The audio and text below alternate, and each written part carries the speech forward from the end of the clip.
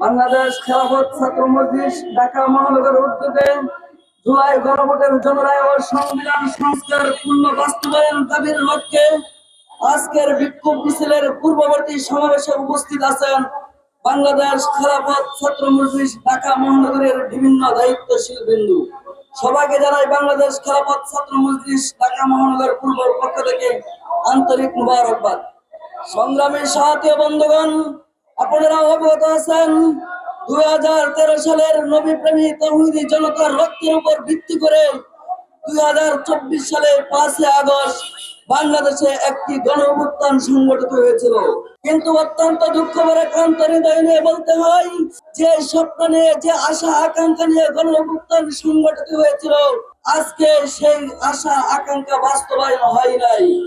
আমরা দেখতে পাচ্ছি শুধুমাত্র ক্ষমতার পালার পরিবর্তন হয়েছে, বাংলাদেশের কার্যত কোনো মূলত সংস্কারের কোনো পরিবর্তন হয়নি। বাংলাদেশ খেলাফত ছাত্র মজলিস ঢাকা মহানগরের পক্ষ থেকে আয়োজিত জুলাই সনদ গণভোটের এবং সংবিধান সংশোধনের এই বিক্ষোভ মিছিলে আপনাদের সবাইকে জানাই আন্তরিক শুভেচ্ছা ও অভিনন্দন।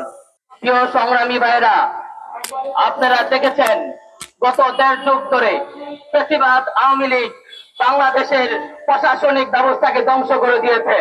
তারা আমাদের দেশের আইন বিভাগ, শাসন বিভাগ, বিচার বিভাগ সহ প্রতিটি বিভাগকে ক্ষতিগ্রস্ত করে বাংলার মানুষকে জুলুম, শোষণ, নির্যাতনের ধারাতলে পিছতে আমরা বলতে চাই, বাংলাদেশে 24-এর গণঅভ্যুত্থানের পরবর্তী সময়েও আজকে আমাদের জুলাই যোদ্ধাদের কেন রাজপথে নামতে হয়েছে?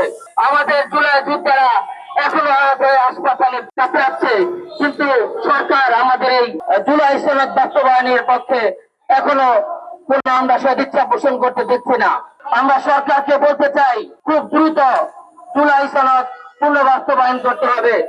সংবিধান সংস্কারের মাধ্যমে জুলাই জনন বাস্তবায়ন এই জনগণ রায়কে দ্রুতই কার্যকর করতে হবে। অন্যথায় বাংলাদেশ খেলাফত ছাত্র মজলিস এর ডাকে বাংলাদেশের সর্বস্তরের ছাত্র জনতা আবারও রাজপথে নেমে আমাদের দাবি আমরা আদায় করে নেব। আসসালামু আলাইকুম।